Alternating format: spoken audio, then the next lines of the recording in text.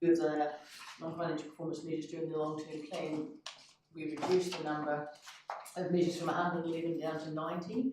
So a number were removed, a number were added, and a number of targets were reviewed as well to reduce. So that all went through council and was approved. So just to note that, yeah, we have got a reduced number of measures. Excellent. Thank you very much. Any questions on the report? There appear to be none. Just one from me. Have the teams found it a lot easier managing lesser numbers of reporting, or has there been a substantial benefit from the reduction of measures? There's still a key number of mandatory measures, so that hasn't changed. Yeah, I mean, it was a good exercise we did with all the teams when they reviewed their measures, and I mean, some were sort of reported through other channels, so that's why we have removed some, because they go through with other reports. So, but yeah, no, certainly seemed to have been there. It was very good quarter reporting. Everyone was done on time, which was good. And so we added that following management team. We have added that year-end forecast at the end. So to say that the ones that are too early are either sort of like annual measures or biannual measures. So, but we've done our best to forecast what the year-end result will be. Awesome. Thank you for the detail. Right, no further questions. Do we have a mover? I'm happy to move from the chair. Councillor Atkinson, second. Yes, echoing my comments from the previous report, the amount of detail that you go into these reports does seldom leave me looking too many questions to ask, and I appreciate the hard work that the teams do to get this to us. Thank you. All those in favour, please say aye. Those against? Carried. That's a big assumption. We should have done. Do you want to hang around? 5.3, Second Community Library. Good morning. Good morning. Yeah, good morning. And this is a story you all know quite well.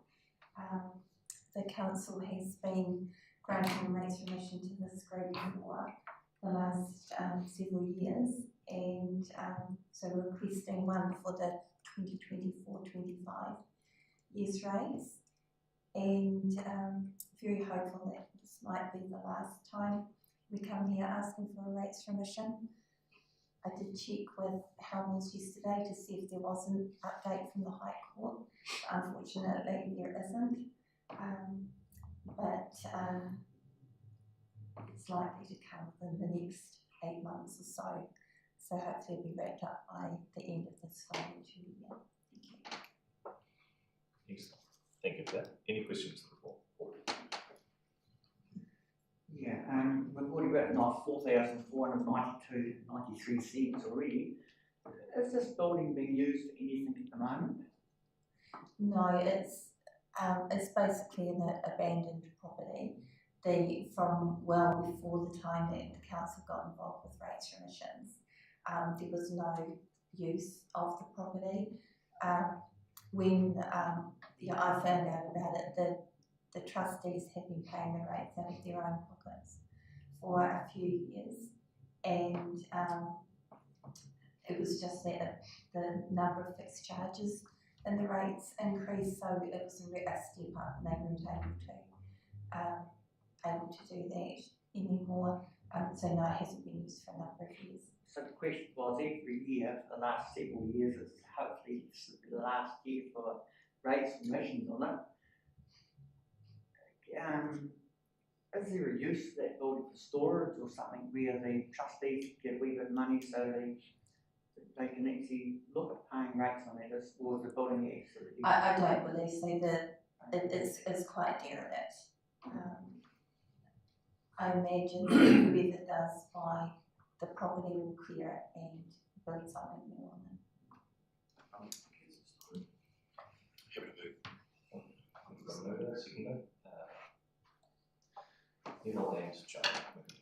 Yeah, but this is what it is. Hopefully the High Court, I'm surprised at something moves slower than council, actually, but here's the court system does. So as soon as they get their act together, we'll have a result, but yeah, it is what it is. I just concur with that. That's just something that we just have to cope with, and then hopefully this is the last time. So thank you. Again. Any further speakers? There appears to be none. Right, we'll move that motion. All those in favour, please say aye. Aye. Those against? Carried. Thank you very much. 5.4, annual report for Te Pahaka o Waimakariri Trust.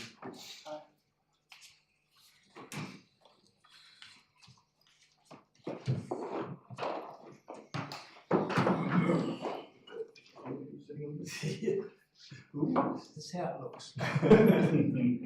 Are we an opposing bunch?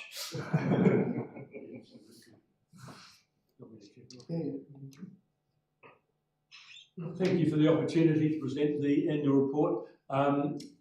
It is not my report. Joseph Hullen wrote it. Joseph sends an apology. He is not here available today to speak to it. Normally also we would have the General Manager come and speak to the report, but he is on annual leave. So they scraped the barrel and found me to come and present. So I'll leave it to any questions on non-financial matter and on the report. I hope I can answer, and I'll leave Paul to talk to the actual finances. Thank you.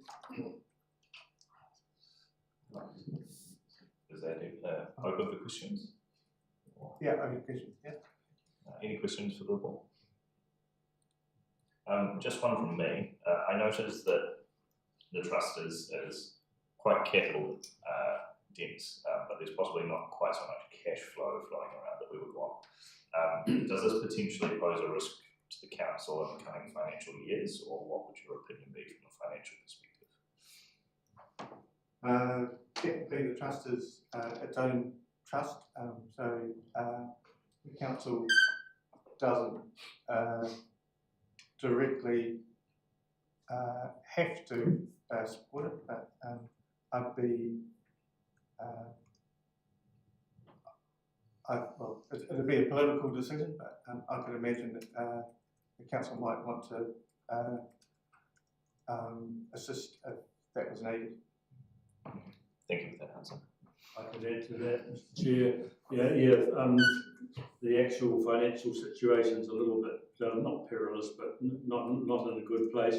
Two reasons for that was the schmozzle that evolved from us starting the Waikaku beach camp, and we lost some money on that, and worse still, we had 3 PGs against us from the staff over that, and that cost us some $18,000.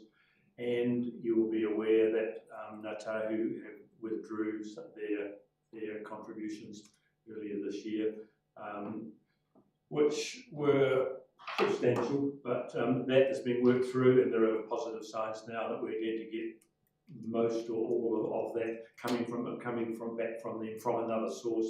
It's not exactly, they're not reinstating the same flow from the same source, but we are looking at getting hopefully the more or less that amount back. So those two things alone would put us 60-odd thousand wrong side in the reading, and we're working through that. Apart from that, everything is pretty okay. Excellent. So I suppose it's just a changing of support from Ngā Tahu rather than a withdrawing from the project entirely. Oh, no intention of withdrawing, absolutely not. It's just at a high level in Ngā Tahu, they've reallocated funding to other projects, so we've had to go and Jeff and perhaps Greg have been leaning on them fairly hard to say, oh, you can't do this, it's a co-governance situation, your settler partners, you have to contribute to this, and the wheels are in motion to get the money flowing again from Ngā Tahu. Excellent news. Right, no further questions. Do I have a mover? Councillor Ward, seconder. I'm happy to second. Pass the board. Thank you. I know that it's been quite a turbulent year for the trust, and I just want to say a big thank you to Al for hanging in there and supporting and holding everything together. So thank you very much, Al. Yes, I echo those comments. It's also good to hear there's a light, hopefully, at the end of the tunnel. Unfortunately, with financial statements, they're always a snapshot. They don't necessarily capture all the relevant information at the time. So thank you very much. Although, just make a quick comment. Yeah. So I just wanted to thank Andrew, who's sat at the back there, who pulled all the accounts together this year. It's quite a big job when lots of other things were going on at the same time. So thank you for that. And just also to say that we've had the audit gave a clean opinion on the audit, other than referring back to the prior year matters relating to the camp side where revenue is less certain, but nothing relating to the financial year we're dealing with. The auditors have indicated they may wish to recover some additional audit fees because they spent rather more on the audit than they would have expected. They've indicated about $5,000 of additional fee. The council itself pays the audit fee for the trust. I'm supportive of the auditor's request because they certainly did put in some additional work, so I think it would be reasonable for the council to fund the additional fee on behalf of the trust. So I just wanted to let you know about that matter. But yeah, just thanks again to Andrew. thank you for that. Any further speakers? No? Yeah. Just around the audit fee, well, I do realise there was extra work and then there was things there. Our audit fees are just in general astronomically out of proportion. I know the government's having a look at them, so I don't really support actually if it's not a firm fee. I don't actually support funding that. I think that we just pay out of this world fees in general. And I know that's not the individual auditor's fault. They're great people, do a great job, but it's just ridiculous. And all councils across the country are facing the same issue and going crook about the same issue. So I'm not a great supporter of extra $5,000. I think that's a staff and a management issue to deal with, but certainly not in support of funding audit any more than we have to. We're held to ransom by one group of people, and I think that it's time that all councils around the country got a little bit militant about maybe it's their level of service, I don't know what it is, but it's well out of proportion. Just a point of clarification, this report is to request the additional funding for the audit fees. No, No. just for information, Yeah. just so I'm aware of it. All right, all those in favour, please say aye. Aye. Those against? Carried. Thank you. Then we move on to 5.5, financial report. You don't get to escape.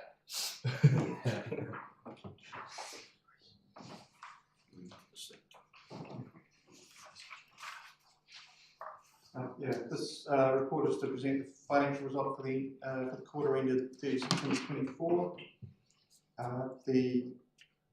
For the quarter, the council surplus was 1.2 million against a budget of 2.1 million. At 30th of September, the debt was sitting at 200 million. In October, we've since raised a further 10 million. That's against a forecast debt level of 236 million by the end of the year. One of the reasons for raising the extra 10 million is we have to have that cash available to be able to pay suppliers, so we tend to draw that down a little bit earlier than the capital expenditure actually happens. So it's available when it's needed. I think general comment for the first 3 months of the year. Typically the spending's lower than in the later months. A lot of the maintenance programs, particularly things like roading, happen in summer months when the weather's better. So in those first 3 months, when it's basically winter months, the spending is lower around the council. Are there any questions for the report? Any questions? Councillor Williams. Yeah, it's not sort of about the report, but it's the words surplus and what have you, because a lot of rate passing, or the council's actually making money and they've got a surplus. I think, why is the rates going up when there's a surplus? So can we use some type of other wording that explains that there's actually money unspent that's still going to projects rather than the surplus, if you know where I'm coming from? Can that be deciphered in some way? Maybe Greg might be the one to answer that. You understand what I'm asking? Fully appreciate what you're saying. I mean, we call it an operating surplus, and the point of an operating surplus is that generates money then to pay for capital expenditure. So we could refer to it as operating surplus to fund capital expenditure, to try and clarify that, because clearly it's accounting terms that we're dealing with. And we also know some of our expenses are non-cash expenses as well, so that can cause confusion. So we could refer to it operating surplus in brackets to fund capital expenditure. Paul, that would be okay with it? Yeah. Or even if we just put a wee note explaining it when we actually mention it to the rate pass, you know, it's out there that, hey, we're making money and we're not. You could just add to that, it'd actually be helpful as a councillor to actually have a paragraph on that, maybe from comms, that we could generally use, because I agree. I mean, I had a look at the Christchurch City's reaction in the newspaper to a surplus the other day, and that's exactly what Paul's saying. It's exactly right. That's what we get. So if we could get comms to circulate maybe a memo to councillors with a paragraph explaining, you know, when we're asked the question, if we've got the same answer and it's correct, then it may just make it a little easier for us if we could. Going back to the accounting, we do include the statement of cash flows, and I think that one probably helps to present that a bit better, because it shows your operating surplus from cash, but then also shows that you're spending that cash on the capital expenditure, and it's all in one report, and I think it's easier to see, but we could place some more emphasis on that as well. It's just people don't understand it, is what I'm saying. It's not We us. can arrange some work. We can arrange some work. It's in layman's terms. Cool. Thank you for that. Any further questions? There appear to be none. Do we have a mover for the report? Councillor Williams, second. Councillor Hankinson, Councillor Williams. No, thanks for that report. Just if you can put some of it in sort of layman's terms so the general public will know that would be appreciated. Councillor Hankinson, nothing further to it. Right, I'll put that. All those in favour? Aye. Those against? Carried. Thank you very much, Paul. Thank you. And portfolio update. Councillor. Thank you. The first one is financial from Greg. Annual report. The annual report was adopted by the Council on the 15th of October, well within the statutory deadline. The full annual report and summary are available on the Council's website. Audit New Zealand have not yet issued their detailed report on their work, but we hope that this will be reported to the next meeting of the committee. Treasury Management, on the 15th of October, we repaid a 10 million loan to the LGFA and took out a new loan of 20 million. This net increase in borrowing of 10 million takes our total debt to 210 million. The additional borrowing is needed to pay for this year's capital works program. The floating interest rate for the loan is 5.22% for the first 3 months. The annual plan 2025-26. Work on this is now underway, with the budget holders due to return their first draft budgets to the finance team by the 14th of November. The finance team will then start a detailed analysis of the draft budgets for review by the management team in December. So that's from Greg, and I'll just go ahead to Marie. The second instalment of rates is due on the 20th of November, so we're getting busy with the payments coming in. Lee has sent out 240 mortgagee notification of rates arrears letters this month. There are 36 further accounts where there is no mortgage, and a final notice will be sent to these ratepayers. These numbers have reduced from 902 in August and 469 in September, so it is great to see that so many people have paid or have made payment arrangements. Limb numbers are up, with 264 limbs issued last month, which was our busiest October since 2003. Then 296 were issued. The team have been really busy with data scan work. We have had staff working on limbs, cemeteries, contacts, rates, finance, debtors and cash receipting and animals. So that was from Marie. And then the last one, which is communications from Alistair. This is quite a long one. All of these reports I've sent through to Kay and will be issued to you. So I'll just briefly go through Alistair's report. Local water done well. We formed a protocol for communications across Waimak District Council, Hurinui and Kaikoura councils as we explore a joint plan where local water done well. Regardless of the final shape or form this may take, this has ensured that any responses to media queries on this topic are uniformed and the media can't play partners off against one another. The workshops in December will have a holding statement prepared and each council's comms regarding the options report for them to consider in early 2025 will have a central review from our perspective. Our online engagement platform, success of database building through parking management plan. Currently we have 2830 registered users of our engagement platform. We build this by requiring registrations from users through a short and simple process before accepting submissions. This is normal for local government, but recently we used the database for the parking survey, which was outstanding with outstanding results. And email was sent to database subscribers who expressed an interest in roading town centres parking projects. There were 1,700 recipients of an email that encouraged submissions. Within hours, there was a 68% open rate of the email. Anything over 30% is considered exceptional. 365 click-throughs, 514 website visits, and those before were the submissions. 424 visitors, this is lower than visits because it doesn't count multiple visits from the same user, and 195 submitters, of which the quality of submissions was high. So that's about the parking management plan. Northern Pegasus bylaw. This bylaw was adopted in October and became operative in November.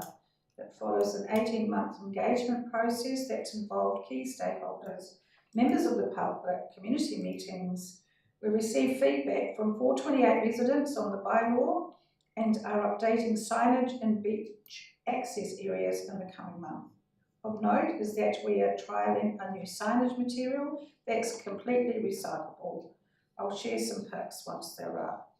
And then there's a newsletter out on civil defence, and there's a lot of these things that can be found on the website, and they come under what happens, these headings, what happens at an emergency operations centre. You go to www.waimak Government Council News Information, what happens at an emergency operations centre, and then it goes to Meet Waimakariri Civil Defence Team, the controller, then it goes to Meet Waimakariri Civil Defence Team, the personal assistant supporting our controller, then Meet Waimakariri Civil Defence Team, the planning manager, and then the intelligence manager, and then it says, have you got your grab bag ready? And then it says, Meet Waimakariri Civil Defence Team managers. So that's a whole list of things you can look up there. Social media highlights. Facebook continues to be our primary social channel with 24,500 followers and regular post engagement of approximately 49,000. We grow by approximately 120 followers per month. Instagram is growing organically and targets a lower age demographic and has approximately 600 posts. This year we've been paying special attention to LinkedIn to target a different demographic or residents. We have 2,783 followers currently, and our content reaches anywhere between 500 to 900 impressions depending on the post. This is not only a different audience to other social platforms, but allows a vehicle for the council to own our successes and use this to attract high quality candidates to our vacancies. Then there's a library's website upgrade, so you can see about that, and other highlights are 100 media queries responded to in the last quarter, 49 new stories produced during the same period, 147,000 hits to our website, with search continuing to dominate the page visits. Almost 70% of traffic is coming from Google, 19% from other search engines, and 3% from Facebook. What this tells us that people visit the site to achieve tasks, and our top searched event items confirm this, being rates, district plan, dogs, limbs, fees and charges, fact sheets, and halls and venues. There we go. So that's a good report on communications, doing obviously a very busy time. So they're all being sent through to Kay. And so are there any questions? Thank you very much for a very detailed report, Councillor Ford. Councillor Williams. Yeah, just one question on the, we pay back 10 million and borrow 20. Is the interest rates getting better when we borrow that extra 20 million compared with the 10 million we pay back? So most of what we borrow, the underlying debt, is on floating rate, which was the 5.2% that Joan referred to. We have interest rate swaps in the background, which we then use to fix that interest. The interest rate swap interest rate is reducing, but we haven't taken out an additional interest rate swap for that additional 10 million. But we will probably be doing so in the next couple of months. So that should be at a lower rate. But we've also taken out some interest rate swaps at a time when interest rates were really low, back in 2021 or whatever. And as they roll off, some of the swaps will come at a higher. So it's a mixed picture, basically. Interest rates are falling, but we do have some really good swaps which will mature and then will be replaced with a higher interest rate. So we'll estimate our average interest rate at about 4.6%, which is still, I'd say, a good interest rate. And that, we'll see what the markets do, but we are hoping to see a period of lowering and then holding interest rates. Any further questions? No. Thank you very much. Any questions understanding this? Yes, we know. Urgent general business? Not to my knowledge. Right, next meeting, 10th of December at 9 AM, same time, same place. Thank you all for your attendance. Thanks, Jason. Just before everyone goes, any objection to bringing the workshop forward? No. Would suit me just fine. But just if Joanne is I've available. messaged Joanne and Don, Yeah. I've not heard back yet. And the other thing we might need to check is just with Sarah, being a public workshop, whether we can bring it forward because it's advertised. So can we just check that with Sarah, Greg? If we can, we get onto it now and then business done. Yeah. See how we go. Any objections? Does anyone